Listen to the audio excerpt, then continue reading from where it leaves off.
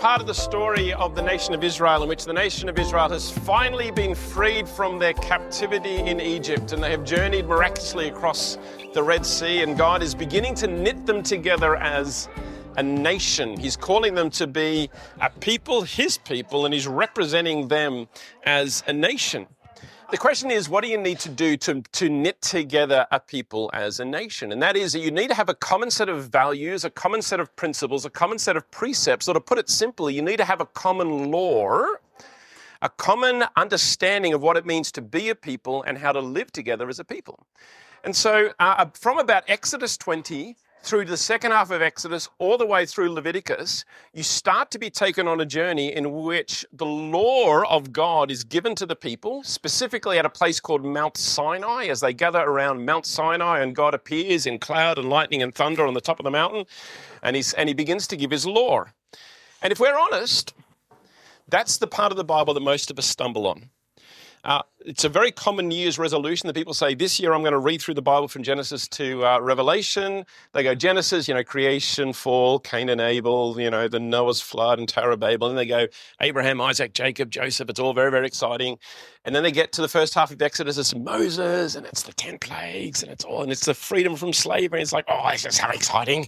The Bible's the best book ever if it's full of stories like this all the way through. And then they hit Exodus 20 and they go 10 Commandments. And they go, okay, that's all right, cool. I can deal with a chapter of that. And then they go 21, 22, 23, and it just doesn't stop. And then they get to the back half of Exodus, and it's all about how to build a tent, like in insane detail. And then you hit Leviticus, and it's all about how to kill animals and burn them, and it's in insane detail. And then you get to the second half of Leviticus, and you're back to a whole bunch of rules in insane detail, and by that point we've all given up. We're just not going to read through the Bible anymore. It just got too nuts. So welcome. That's the part of the Bible we're going to go through, not just this week, for 2 weeks. Isn't it exciting? As a way of getting us into the topic, I want to have a conversation for discussion. The question is this: what rules do you have, or maybe did you have in your home, workplace, or church, and what values do or did those rules protect or promote? So I'm actually interested, quick feedback, keep it fairly light. If you got like really intense, heavy, dangerous ones, maybe this is not the moment to do like true confessions or dobbing in bad bosses. So keep it fairly light. But like an example from my life is when I was growing up, my parents had a rule that said bedtime was 8 p.m. And so when the clock got to, it'd be like 7:30, it's like getting ready for bed. Bedtime is 8 p.m. By 8 p.m, you should be in bed by now. Bedtime is 8 p.m. And of course, what value were they trying to protect? Well, one was trying to make sure I get a good night's sleep so that I'm awake and alert for school tomorrow. As I've also become a parent, the value was probably also protecting some time together as a couple by getting rid of their kids a little bit earlier in the night. So that's one of mine. Quick, hands up. Any others? Oh, my kids have got their hands up. It's going to be dangerous. In my business, I had a rule that you weren't allowed to talk about anyone else behind their backs. You had to actually speak to them directly. And in a sentence, value for that? Yeah, and then because I felt that if you had people talking about others behind the back, that breeds more of that and breeds more of it. So it ruins the culture. I work for Schweppes, and if you had Coke on the premises, you'd get sacked.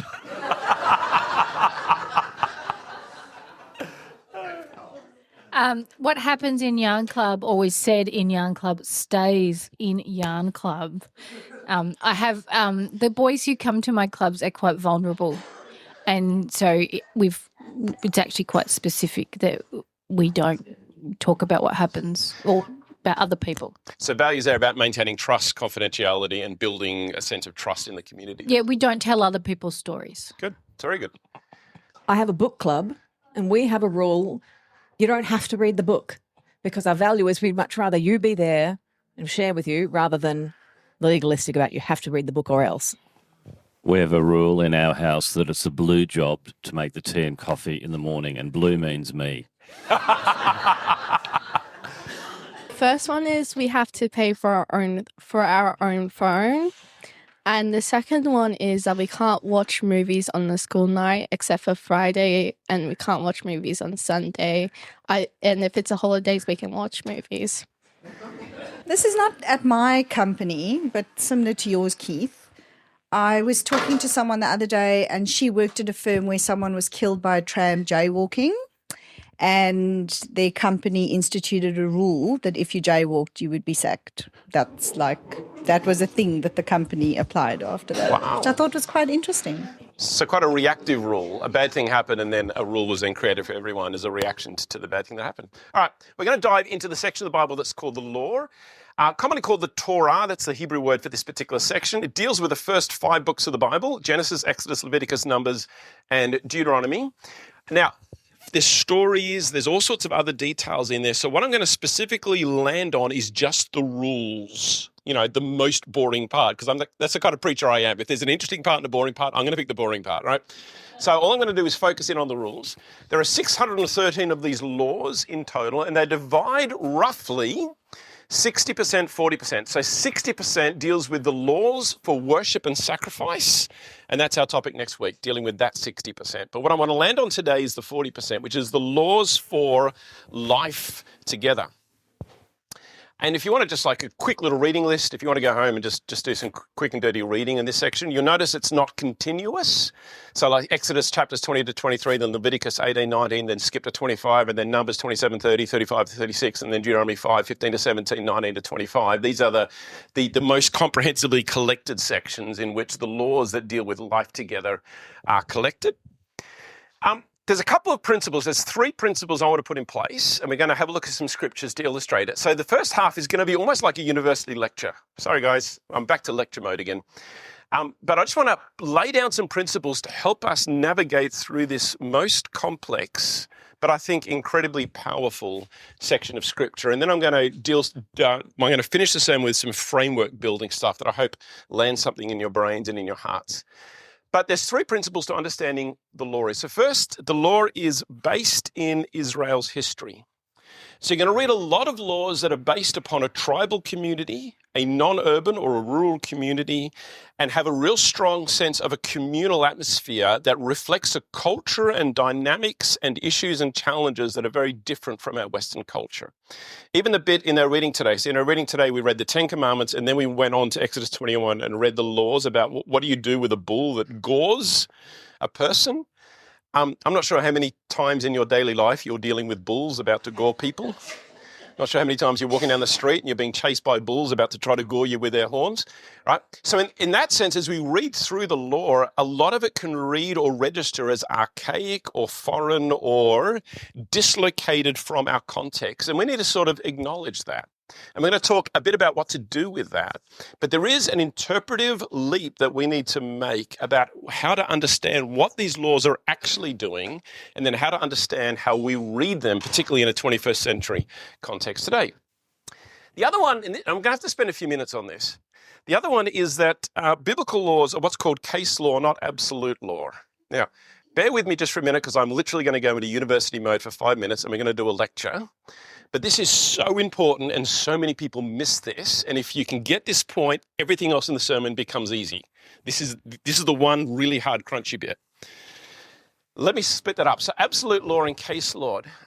Absolute law, the proper name is apodictic law. And case law, the proper name is casuistic law. Now, apodictic and casuistic, the reason I put those words up there is to make me sound smart.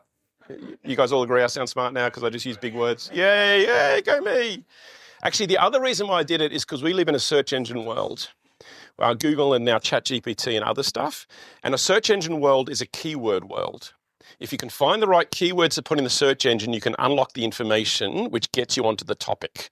And so if you put those 2 words, ChatGPT, describe the difference between apodictic and casuistic law as related to the law of Moses in Exodus and Leviticus, you'll get really wonderful analysis. You need to filter it. It's not 100% great, but you get really good analysis. And those keywords unlock this entire conversation for you. So that's actually the real reason I put them up for you. So what's an apodictic or what's an absolute law? These are commands stated as if they are or as unconditional laws or commands. No contextualization, no exceptions, absolutes.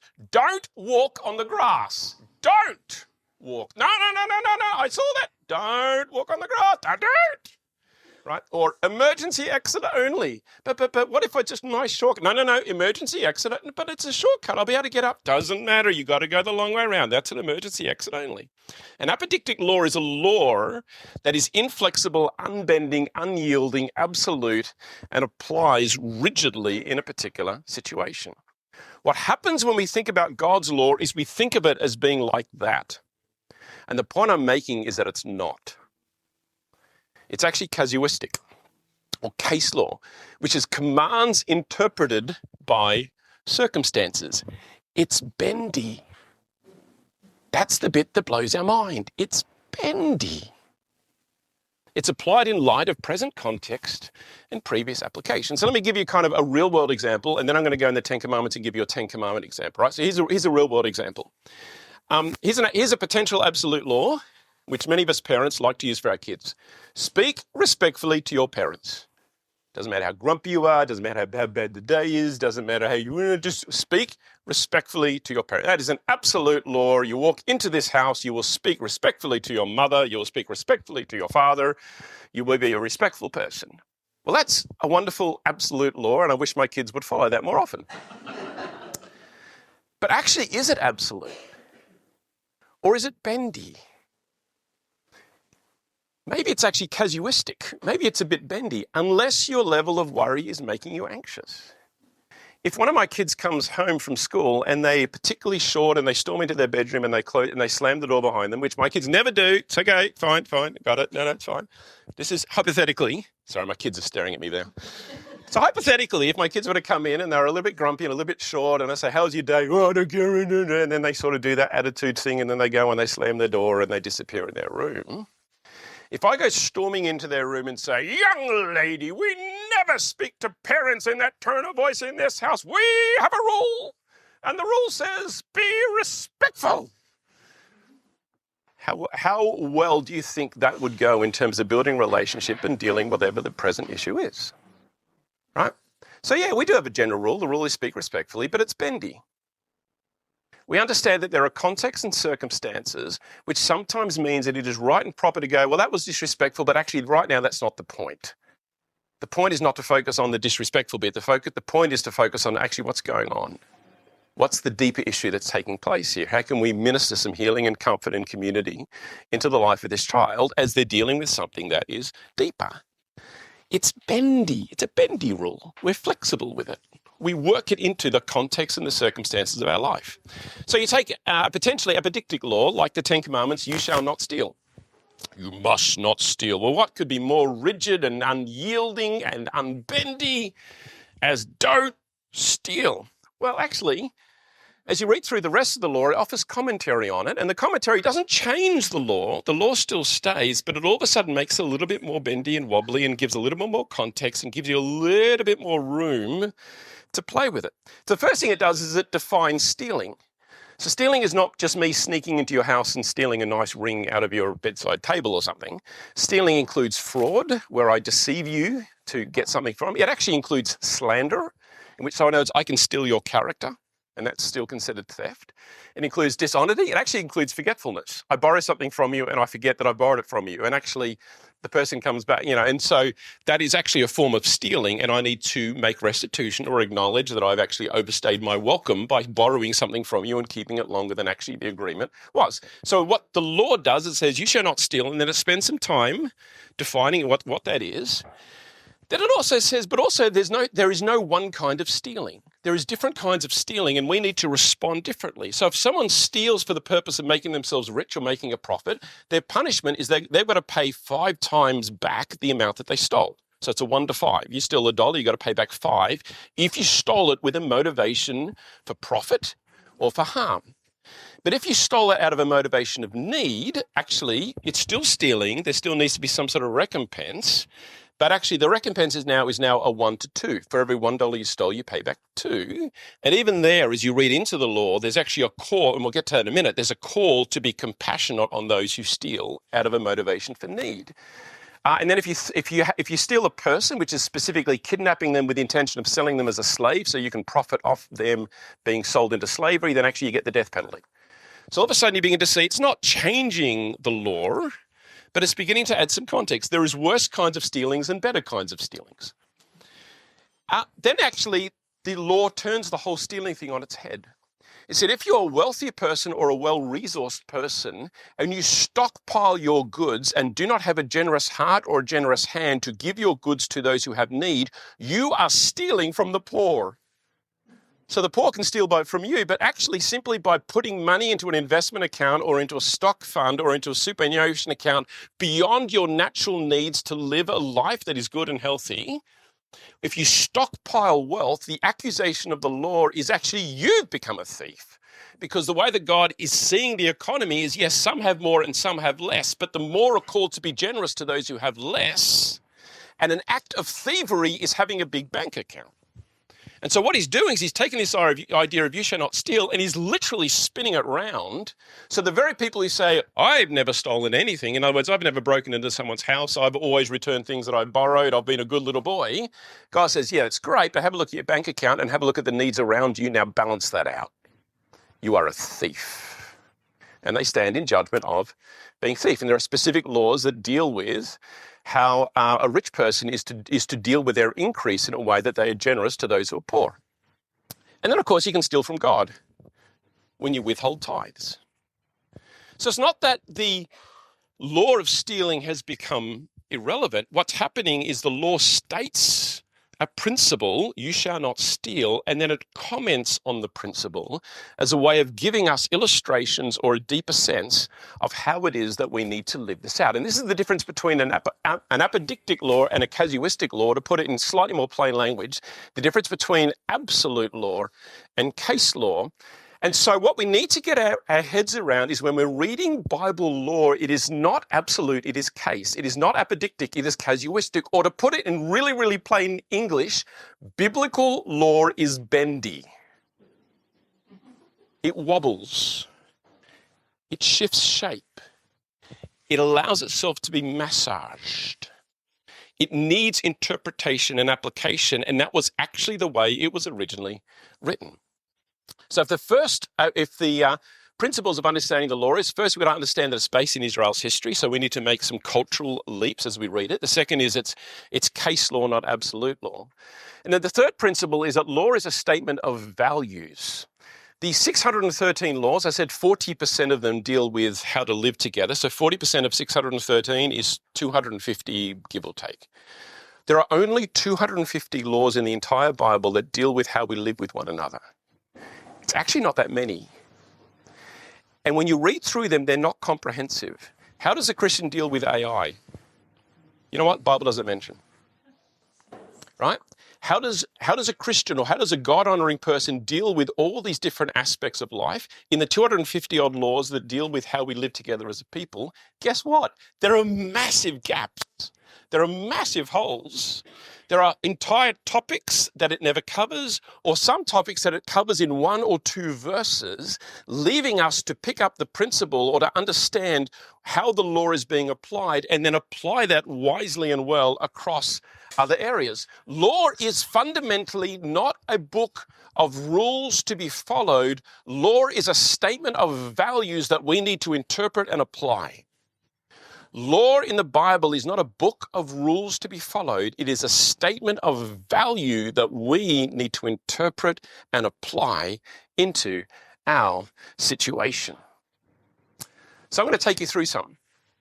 And we're going to have a little bit of discussion and we're going to interpret and apply some of these laws. So this is a law on the matter of dispute resolution.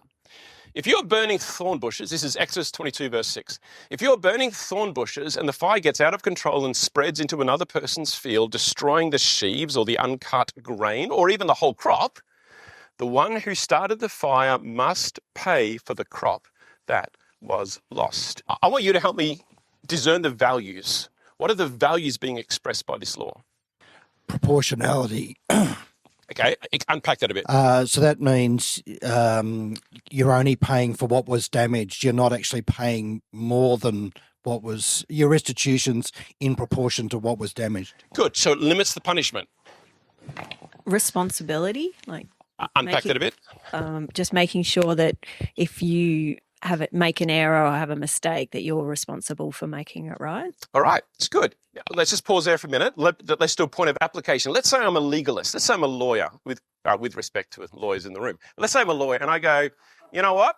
The law says if you're burning thorn bushes. Well, guess what? I wasn't burning thorn bushes. I'd harvested a wheat field and I was burning stubble of wheat.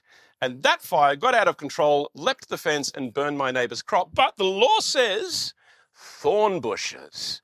Surely that is a legal excuse for me to be able to deny that this law in any way applies to me. Is that the spirit and is that the intent with which this law was written? Yes or no? No. So straight away, we already understand that what's happening here is this is laying down a principle of values and then giving it a practical living example upon which we need then to extend the principle and the values out into all the other areas of life that it might apply. Do you get what's happening here? Let's do another one because it's so much fun. It's an environmental law, Deuteronomy 22, verses 6 and 7. If you happen to find a bird's nest in a tree or on the ground, and there are young ones or eggs in the nest with the mother sitting in the nest, do not take the mother with the young. You may take the young, but let the mother go so that you may prosper and you may enjoy a long life. What's the value? Sustainability. Unpack that a bit. So if whatever you do, you've got to allow for things to be restored in the natural course of events or in some way. So it's asking you to put on glasses that's not about meeting your immediate need, but actually thinking longer term about the values. And I love how it finishes. Do this so that you may prosper and you may live a long life. You know why? Because if you don't carry these values into your treatment of the environment, what happens is you burn the environment down and then you don't prosper and you don't have a long life. Right? Let's go next one. Safety. When you build a new house, you must build a railing around the edge of its flat roof. That way, you will not be considered guilty of murder if someone falls from the roof. All right, value. What's going on? Safety of others, and in a sense, yourself as well. Our whole system of occupational health and safety that we currently live under is based on that precise principle. Good. We also read in our reading today that if you dig a pit and you cover it, but you don't let anyone know, and someone falls in it and gets injured, then you're actually liable for their injury. So it's another example of a health and safety focused one. Let's go next. I won't get comments on these, but now that you're sort of in the flow of it, just hear these and just think about, don't get caught up in the language of where they're coming from, get caught up in the values that they're expressing and the way that they're illustrating how these values can be applied and how that's meant to activate our heart and our imagination to consider how we can apply these values. So health and hygiene. If anyone has a swelling or a rash or discoloured skin that might develop into a serious skin disease, the priest will quarantine the person for 7 days. This is infectious disease control. On the 7th day, the priest will make another examination, and then it goes on for an entire chapter about how to deal with people with infectious diseases. Next one. Integrity. Do not use dishonest scales when measuring length, weight, or volume. Your scales and weights must be accurate. Your containers for measuring dry materials or liquids must be accurate. I am the Lord your God who brought you out of the land of Egypt. You cheat them, you cheat me. Next one. So then also deals with relationships. So there's a couple of chapters there that deal with sexual boundaries, which is sexual boundaries is sex takes place between a man and a woman within marriage, not with other family members. So there's boundaries that exclude close family members from being able to be entered into that family union. Boundaries around gender, so no male-male sex, no female-female sex in Leviticus 18. And boundaries around species. You cannot cross species, humans to animals, in that boundaries as well. Kind of a side note, you're probably getting a bit of a flavour that the way the law works is it often just gives 2 or 3 verses, maybe 1 or 2 illustrations of a principle, and then it trusts you to apply that principle out into larger areas of life. What happens when law needs to get super detailed, where 1 or 2 illustrations don't do? It's because people are looking for loopholes. They go, yeah, but what about? And you go, okay, right, well, here's another law just to add. Okay, no, but what about? Here's another one too. Okay, but what about? Here's another one. The 2 most comprehensive law sets in the entire Bible in the area of living together, so this category we're looking at, the 2 most comprehensive law sets is this. Number 1 is control of infectious diseases. You get chapters on it. Now, why is that important? Because you're living in tribal community, you're gathered close together, common water source, common sanitation sources, diseases spread easily. It's a super important topic. They spend a lot of time dealing with hygiene and infection control, at least in their world and their way of understanding and thinking about it. So you get this whole section, which to be honest is tedious to read, but if you put yourself in their shoes, is really important. Right? What's the second most common one? The second most common one is when it says don't have sex with family members, defining what you mean by family members. I kid you not, it goes on and on and on. Don't have sex with your sister. Okay. But what if it's my mother's daughter and not my father's? No, don't have sex with your sister. Okay, I get that. But what if my mother marries my father and she's not biological? No, don't have sex with, okay, I get that. But what if she's my auntie's 18 verses of nailing this thing down? And you're reading it, you're going, yeah, I know exactly what people were thinking in that day and age. Like the fact that needed that many illustrations to actually lock down the definition means that people were looking for loopholes left, right, and centre. Right? So it's funny, even as you read the law, you can pick up sections where for that culture and that people, one or two simple principles was enough to get them on the right track. Others, they had to just churn and turn over because people were looking for, we're doing the whatabouts. What about this? What about this? What about this? What about this? Infectious diseases and funnily, sex with family members is the second most comprehensively dealt with topic. Which to be fair, tribal system, growing up around your family and extended family, you're probably dealing with that a lot.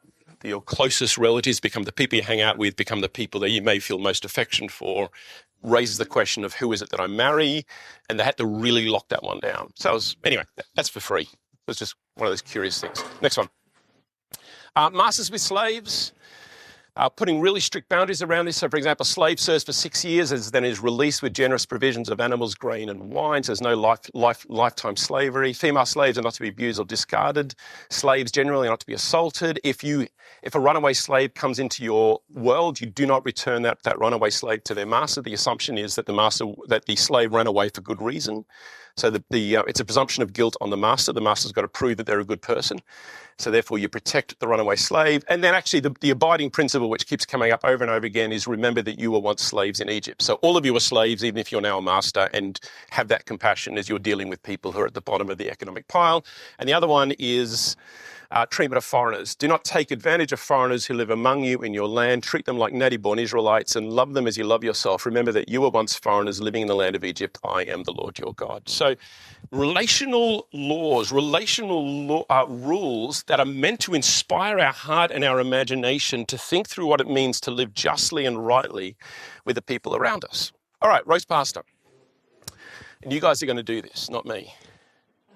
I'm going to read a Bible verse and you're going to tell me how we read and understand and apply this verse today. If an ox scores a man or woman to death, the ox must be stoned and its flesh may not be eaten. In such a case, however, the owner will not be held liable. But suppose the ox had a reputation for goring and the owner had been informed but failed to keep it under control. If the ox then kills someone, it must be stoned and the owner must also be put to death. However, the dead person's relatives may accept payment to compensate for the loss of life. The owner of the ox may redeem his life by paying whatever is demanded. Let's say that Bible verse came up in your Bible reading, Exodus 21, 28 to 30. What values is it expressing? What vision of law is it giving us? I don't know Hebrew, but I'm guessing it's not specifying only the head of the household. He's the most important, only he matters. It's saying anyone, if it kills anyone. If it's a man, a woman, a child, anyone, that's important. So the framing statement is if an ox scores a man or woman to death, it tends to be a universalizing statement. So pretty much if an animal kills a human being, where does responsibility for that lie is what this is exploring. So yeah. I would say it's a law covering revenge.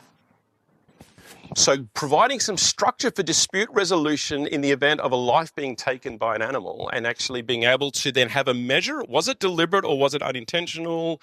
Was there a probable cause? Was there good reason for the owner of the animal to be able to say, actually, this was something that was likely to happen, or did it happen spontaneously? Giving some weights and measures for the judges to be able to pull on to discern what a just set of actions is here.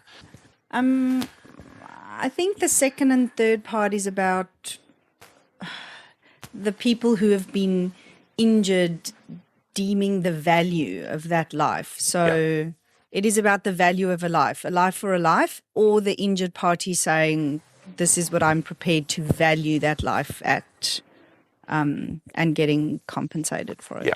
So it sets an automatic death penalty, but what it does is it gives a compensation negotiation. But the person who owned the animal is in a very weak position because it's either pay the money or die, which means they're not in a strong negotiating position to play legal games and push back against the family of the person who's died. I'm curious if this could be extrapolated beyond animals. So I've got a fence that's between my property. I know it's wonky, falls down and kills my neighbour. Is that also relevant here? Do we think that that would be a relevant application to pick up the principle of this law and apply it? It seems that the underlying principle is you have a responsibility to care for the people you live with, whether it be fences or oxes or fires, or you can't neglect other people's safety. Okay, perhaps a person who was born and grown up in Asian farming village. Strangely, this paragraph looks quite easy and even comfortable to me. Perhaps it may not directly apply to my generation, but at least one or two generations earlier. Ox was much more valuable to a young boy or a young girl because ox was quite important to plow the field in the spring. So the first paragraph looks quite simple. It means we could not predict what the ox could do. However, we could not eradicate the ox. It means eradicating ox means we have to give up farming. Impossible. However, the second paragraph clearly states that if the owner, okay, we know that ox was quite valuable, quite important, definitely valuable that sick boy or sick girl, because we could not expect whether the girl or boy or girl would survive next year. However, the second paragraph clearly states that life of a person is much more important than animal. The life of a person is more important than if the owner did foresee the possibility of killing other people, the owner must have taken the proper measure to prevent it. If he missed intentionally, then the owner must be responsible. Death for death, life for life. The third one, I think rather in some situation, there may be more dire situation. It means perhaps the father or mother of the dead girl or boy may suffer sorrow. But sometimes just a small amount of rice may be more important. And it is accepted in certain situations. Sorry, this is my interpretation. I think it's an excellent summary. Wow, brilliant. This is a question. What happened if there's like a traveler that has an ox and in the middle of a field where the ox is grazing and there's just a person there and the ox kills that person, and by the time the person moves on with the ox and they found the dead body, how would they know that the ox killed them? Brilliant. And that actually takes us into the next section. So thank you, Serenity, for setting the next section up, because this is not comprehensive. This is not covering every single eventuality, right? And so what happens is people need to capture the spirit of what's being said here, the values that are being expressed in the 250 odd laws that deal with this kind of stuff. Then they need to interpret that into their environment, and there will be genuine gatherings of communities in which elders and leaders will gather together and say, the law says this, but we've got a situation where strangers come, it looks like their bull has killed a person and they've done a runner. What's the application of these principles into this situation? And they need then to interpret that through. So, one of the verses that I never understood when I was younger was how much David and other people in the Bible love this law. Oh, how I love the law. I meditate on it day and night. Psalm 119, verse 97. As I begun to understand the law and what it speaks, how it speaks to our heart, how it speaks to values, and how it frames a view of the world, can I say that these words have become more and more real to me? I actually do love the law. Not because I think I'm a strict legalist. legalistic person who wants to go around bashing people up with the law, but I love the heart of the law and what it's trying to do in bringing people together in an ordered and wise and well-organized way, in a way that brings justice and fairness and equity and opportunity for all, and tries to balance all the competing issues that happen within the hearts of human beings. And I do love to read the law, and I do love to think about it. I love to meditate on it. It is a glorious, glorious thing. But let me learn this thing. Okay, let's talk about the purpose of the law for us. What we've done is we've been spending most of our time at this level here of the 613 laws, what I call the case laws. These are the precedents. These are the rulings. These are the illustrations that help us to understand how the principle of the law is being applied in certain situations, and then putting the responsibility on us to then extrapolate from those illustrations into our own context and into our own lives today. So we've been largely dealing with the right-hand side, how to love your neighbour through dispute resolution, hygiene, hospitality, relationships, welfare, environment, safety. Next week, we're going to go to how to love God through worship, service, and sacrifice. But basically, we're dealing with this level of the 613 laws. Rabbis and Christian scholars all throughout history have been united in this one simple fact, which is these 613 laws exist solely to illustrate how we live out and think about the Ten Commandments. If you could fully absorb the Ten Commandments and all the implications of the Ten Commandments, you don't need the 613 rules, because you're going to be living faithfully just by following the Ten Commandments. The Ten Commandments neatly divides the four on the left: have no other gods before me, don't worship idols, don't misuse God's name, keep the Sabbath day holy, deal with our life in our love for God. And then the six on the right: honor father and mother, don't murder, don't commit adultery, don't steal, don't give false testimony, and don't covet what others have, deals with ways that we love our neighbors. And everything else: dispute resolution, hygiene, hospitality, relationships, welfare, environment, safety, all are extrapolations and extensions and applications and illustrations of what it means to live a life of loving our neighbor through those six commands. But that's not the final layer. The Old Testament, not the New Testament, the Old Testament itself, I'm quoting Deuteronomy 6 verse 5 and Leviticus 19 verse 18, sets up these two laws as the greatest of all laws. Love the Lord your God with all your heart, mind, soul, and strength, and love your neighbor as yourself. If you do these two things, you don't need the Ten Commandments and you don't need the 613 laws. If we can live the law of love perfectly, we don't need any other rules, because we won't steal, and we won't murder, and we won't defraud, and we won't bear false witness, and we will honor God with all that we have and with our life. We don't need the other laws if we can perfectly live in love. We can't. So therefore, we have the Ten Commandments to just give us a bit of a framework to coach us and school us in what it means to be people who love God and love our neighbors. Oh, okay, don't steal. Oh, yeah, that's good. Okay, that helps me understand a bit what loving neighbor means. Don't steal from them. Okay, thank you for that, Julie. By the way, is slandering stealing? Oh, okay, 613 laws illustrate. Oh, yeah, okay, sorry, yes, you can steal someone's reputation and you can steal someone's prop. Okay, all right, that's good. No, it's helpful to know. Thank you very much. Now I'm back to focusing on how to love my neighbors. That's the direction, and you'll notice that all the arrows go up. The 613 laws feed into the Ten Commandments. The Ten Commandments feed into the two greatest commandments of love, and that's the destination. If you're reading the 613 laws, and in your brain you're not saying to yourself, how can I apply these laws in the direction that increases love in my life, love in their life, and love in the world around me, you are misreading the law. And that's where we get the next problem: legalism. Legalism takes the 613 laws and it goes the other way. It says, not comprehensive enough. We need more. Yeah, but what about? And by Jesus' day, the rabbis had written 5,422 folio-sized pages containing tens of thousands of interpretations, rulings, regulations, and debates focusing on obedience, not love. Focusing in obeying the law, not loving God. And when Jesus Christ criticizes the law, that's what he's criticizing. As a matter of fact, let me unpack that for you. Let's actually go to Jesus, and let's go to see how Jesus handles this. Right, so now we're in the New Testament. What does Jesus say the two greatest commandments are? Love the Lord your God with all your heart, mind, soul, and strength. Love your neighbor as yourself. If you fulfill these two commands, you fulfill all the law and all the prophets. You don't need anything else if you do. Love God, love neighbor.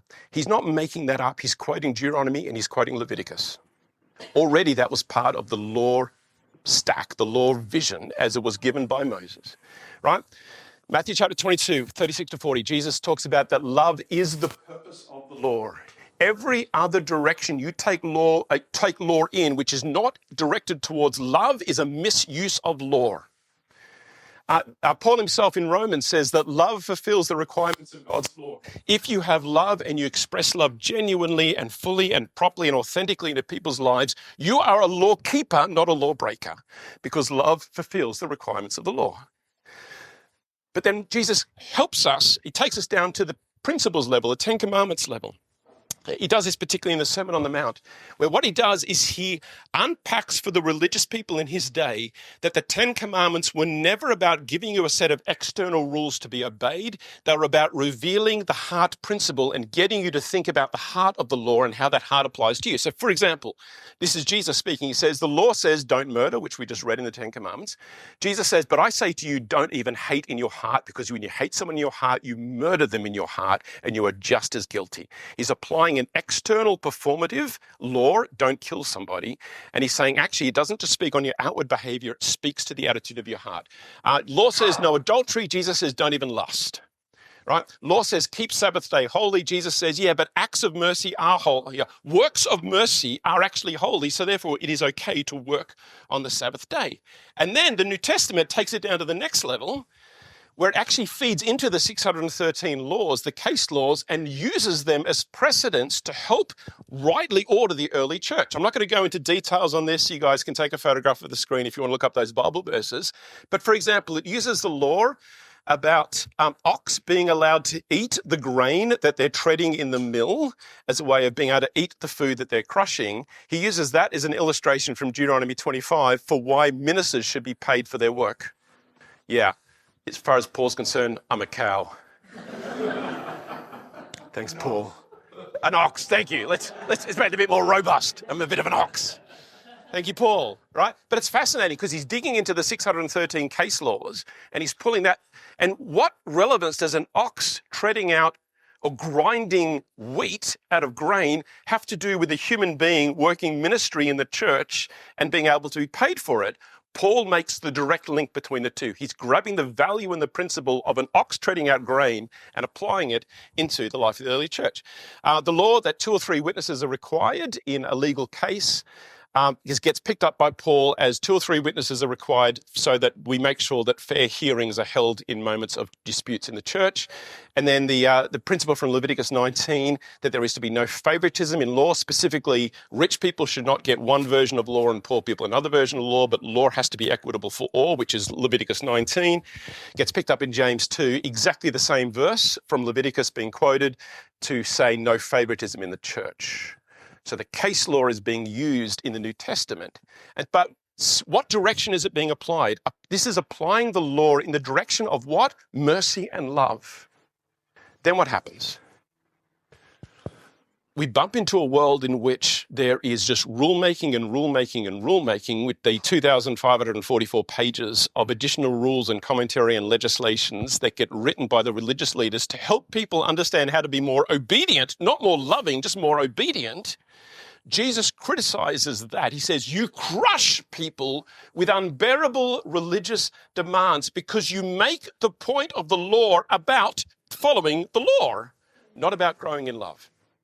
And the moment you make the law about following the law, you crush people under the oppression of the law because you have to keep adding law upon law upon law upon law upon law to try to hem people into the very specific kind of obedience that you want them to follow, because there is no motivation of love, there is no ethic of love that can guide their action instead. The other thing you do is you put all the lawyers in charge because they've got to interpret everything. And I'm not saying this sarcastically. You actually put lawyers in charge of your culture and you disempower people from living authentically. And it's a terrible place to go. And it's one of the trends I see in our culture, which I think is an implicit warning in what you're saying. Luke, woe to your lawyers. You make things burdensome. Yeah. That's exactly what Jesus says. Woe to you lawyers, literally your religious lawyers, because you make things more burdensome on everybody around you. Laws and commandments are not an end to themselves. They are actually our school of love. That's the principle. If you forget everything else in this sermon, get that thought.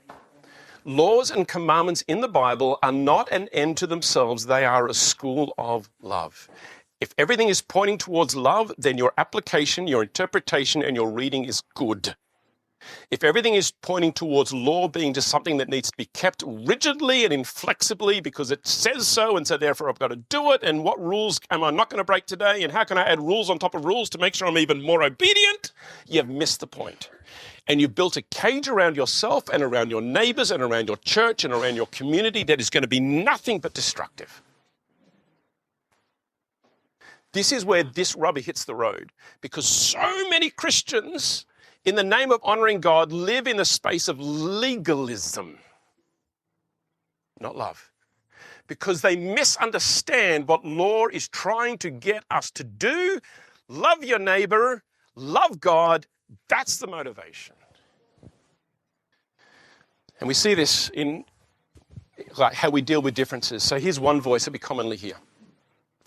I don't like it. Whatever it is, you can decide what it is. I don't like it. Let's make more rules so people fit my comfort zone. Do you know one of the most common pieces of advice I'm given by people in a position of leadership in all sorts of contexts, church and non-church contexts? Do you know what one of the most common pieces of advice is you should make a rule about that. You should make, if I followed through on every single time someone told me to make a rule, do you know how many rules I would have written by now? Right? People have it in their heart and in their head that the way you solve problems is you write another rule to add to all the other rules that have already been written, as if somehow what this world needs is more pages of writing on books that tell us what we can and can't do. This is fundamentally destructive thinking. The other option is this. This is where Jesus calls us to. Keep love at the center. Yeah, seek connection without losing integrity. There are standards. We're not going to steal. We're not going to commit adultery. We're not going to murder, right? There are expressions of love that are real and authentic, and we need to hear that. The precepts and the principles are true and right, and I love the law of God because it trains my heart and it teaches me to love. You do not let go of that stuff, but you do not crumble into legalism. Keep love at the center. Seek connection without losing integrity. Make space for difference. Here's the problem. No matter how much I get up here and I tell you to aim everything at love, every single one of you is going to fail, including me. I don't care how good your intention is. You get out there in the big wide world. No matter how much you want to live by love, you will end up living in legalism. You will end up getting to a point where you say the answer to the problem is more rules, and rules that fit my value, my agenda, my view, my preferences, my perspective, rules that make me win. That's the solution to life's problems. Congratulations, you've just added to the problem. The problem with God's law is not that it's too hard. One of the, I think, preaching mistakes I hear is people say 613 laws. Can you imagine how many laws that is? And it must have been so hard to keep it. I'm never tempted to sleep with my sister. I've never beaten up my slave, right? I've never had to deal with an ox that gores, okay? It's actually not hard. There's a few of them, Sabbath rest and a few others, which, yeah. But actually, when you look through the 250 laws, it's actually not terribly difficult. Sorry to burst your bubble. It's not an onerous, way down, destructive, like, oh, I can't believe I've got to keep all these rules. By and large, I'm actually, without even thinking about it, I'm actually keeping most of those rules anyway. There's a few of them that I struggle with, but most of them I'm actually pretty good on, right? The issue is not that the law is too hard for us to keep. The issue is that we fail to use the law as a vehicle of love. That's the issue. And everything about our rule making and our rule keeping and our rule hearts and our legalistic motivation is that everything is motivated towards legalism, not towards love. Romans chapter 8, verses 3-4 says this: the law of Moses was unable to save us because of the weakness of our sinful nature. What's the weakness of our sinful nature? The weakness of our sinful nature is that the more we reach for love, the more we fall short of it. The more we reach to say, I will love God and love my neighbor, the more we will wake up day by day and we will not have fully and properly loved God, and we will not have fully and properly loved our neighbor. We would have fallen into our preferences, our perspectives, our point of view. We would have become resistant to the differences of the people around us. We would have become insistent that they need to conform themselves to us, and we would be demanding that laws and rules be made so that they be more like me and that I get to win in this values battle. That's the natural direction of our heart. It often happens much more subtly, sneakily than the way I've just unpacked it. It often happens around the edges, and most people are not self-aware enough to even know that that's what they're doing, but that is exactly what they're doing. Steve, you should make more rules. The law of Moses was unable to save us because of the weakness of our sinful nature. So God did what the law could not do. He sent his own son so that the just requirement of the law could be fully satisfied for us, who are no longer following our sinful nature, but instead following the Spirit. Do you know how it is that you can take all those 613 precepts and 10 commandments and point them towards love? Do you know how you do that? Not in your own strength. Do you know how you do it? By the Spirit of God. By bowing the knee and saying, Jesus Christ, love, as much as I want it to be, love is actually not a natural instinct of my heart, not the true love, not the sort of love, the sacrificial, self-giving love that you have for us.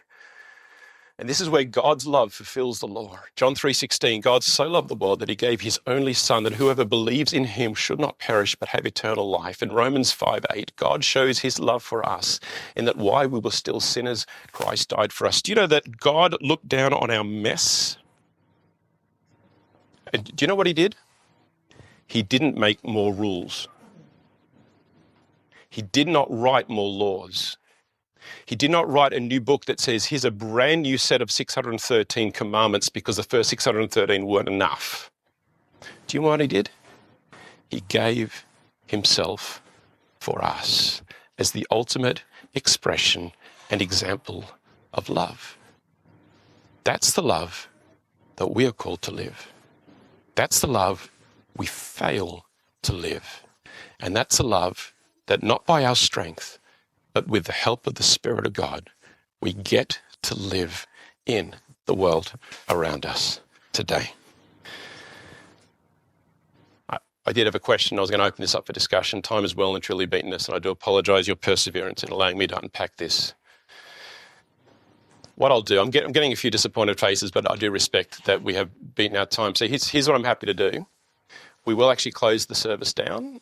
But what I'm happy to do, because I know there's all sorts of implications that come out of this. Yeah. Is there a place for precepts and principles? Yes, there is. Code of conducts and policy documents are not bad things, as long as they're pointed to love. You know, there are complexities around this. That's why I've kept precepts and principles in green. They're good things. It's just legalism is the pit we've got to avoid. How do you balance those things out? There are rich and complex HR questions around this. Matter of fact, I actually had to go at reframing this into HR language, just for the fun of it. So at the top of the pyramid there is our values. What are the values that we're actually pointing everything towards? And then how do our policies and our standards move us towards values? And then how do our procedures and our scenarios that we present and train people in move us towards those values? How does the whole organisation move up in a direction of values? And what's the trap we want to avoid down the bottom? Make more rules! That's the trap we want to avoid. That's about control. It's about fear.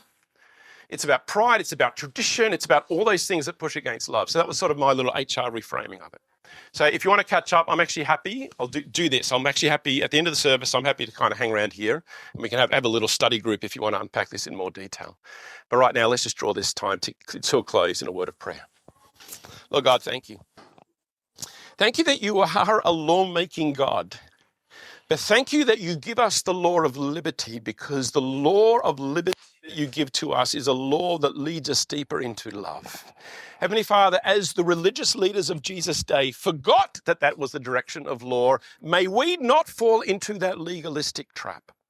May we be people who in our hearts, in the deepest part of our being, have our course set to love God and love neighbor, yes, even in the sacrificial way that Jesus Christ modeled God's love for us, where it's not about our agenda, it's not about our power, it's not about our perspective, it's not about our control, it's not about us, it's about you It's about love, and it's about bringing people into the freedom and the liberty of the gospel of Jesus Christ that frees us from the curse of legalism and draws us into relationship, into life, and into love.